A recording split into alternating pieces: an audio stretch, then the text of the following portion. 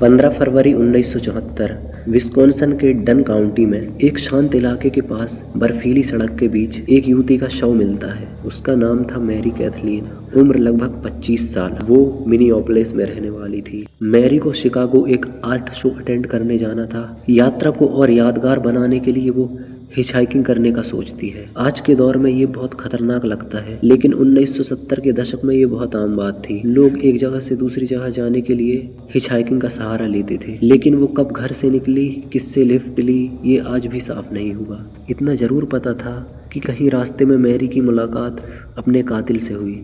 Postmortem report दिल दहलाने वाली थी। मैरी को कई बार चाकू से गोदा गया था।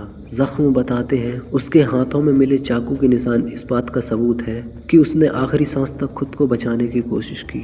जिस जगह उसकी बॉडी मिली वो कोई हिचहाइकिंग करने की जगह नहीं थी। खेतों और जंगलों के बीच घिरा हुआ एक सुनसान इलाका, जहां अपराध आसानी से छुपाया जा सकता था। यानी ये जगह जानबूझकर चुनी गई थी। ऐसा लग रहा था जैसे कहीं से उसे यहाँ जबरदस्ती लाया गया हो। क्राइम सीन पर एक अहम सबूत मिला, एक स्टॉकिंग कैप।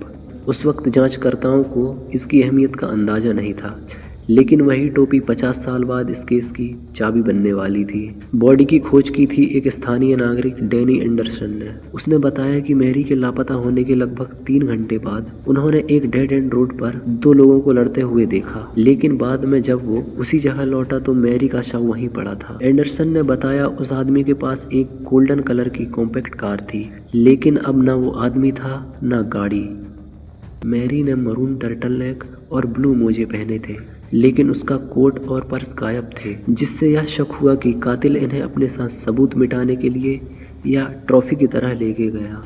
नई बर्फबारी के बाद कई सबूत ढक गए, फिर भी फोटो सैंपल सब संभाल कर रखे गए, इस उम्मीद में कि शायद भविष्य में ये काम आए। पुलिस ने उसके हुलिये की जानकारी लेकर एक स्केच तैयार किया, लेकिन कोई पुख्ता लीड नहीं मिली। नेशन वाइड अलर्ट जारी हुआ, पोस्टर बांटे गए, फिर भी केस ठंडा पड़ गया। 50 साल तक यह केस कई डिटेक्टिव्स के हाथ से गुजरा, हर बार उम्मीदों के साथ, हर बार निराशा के साथ। फिर आया 2023। डन काउंटी शेरिफ ऑफिस ने एक बड़ा फैसला लिया।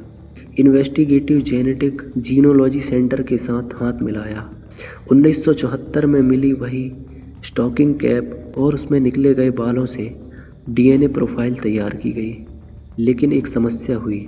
डीएनए का सीधा मैच नहीं मिला, बल्कि वह एक फैमिली ट्री तक ले गया, जिससे यह थ्योरी सामने आई कि शायद कातिल को गोद लिया गया था।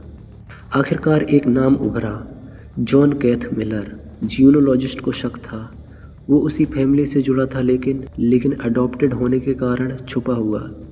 और फिर आई एक अहम कड़ी, उसकी बेटी।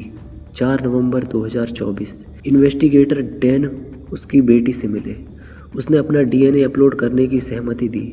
स्टॉकिंग कैप से मिला डीएनए उसी का था, यानी कातिल उसका बायोलॉजिकल पिता ही था। उसकी मां ने भी पुष्टि की कि वह जॉन मिलर से 1973 से 1977 तक शादीशुदा थी। 7 जनवरी 2024 84 साल के जॉन मिलर से मिनीसोटा में पूछताछ हुई। शुरू में उसने इनकार किया, लेकिन जब डीएनए सबूत सामने रखे गए तो उसका रवैया बदल गया और फिर उसने गुनाह कबूल कर लिया। उसने माना कि मैरी को हिचहाइकिंग के दौरान उठाया, और जब मैरी ने उसे करने के लिए ठुकरा दिया तो उसने कार से छुपा हुआ चाकू निकाला और उसकी पीठ पर घोंप दिया। उसने यह माना कि स्टॉकिंग कैप भी उसी की थी। 50 साल बाद मैरी को आखिरकार उसका सच मिला।